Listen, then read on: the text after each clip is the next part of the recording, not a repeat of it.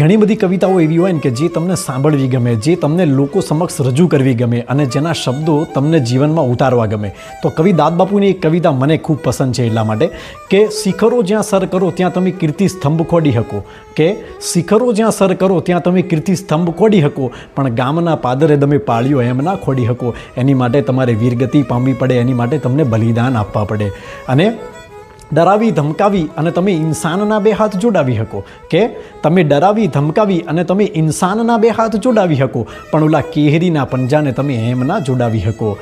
તાર વીણા કે સિતારના તમે તોડી શકો, કે તાર તમે વીણા કે સિતારના તમે તોડી શકો, પણ ઓલા મોરના ટહુકાને તમે એમ ના તોડી શકો. અને છેલ્લે કહે કવિ દાદ ઓલું આભમાંથી પડે એને તમે છીપમાં ઝીલી શકો, કે કહે કવિ દાદ ઓલું આભમાંથી પડે એને તમે છીપમાં ઝીલી શકો, પણ ઓલું આંખમાંથી પડે એને તમે એમ ના ઝીલી શકો.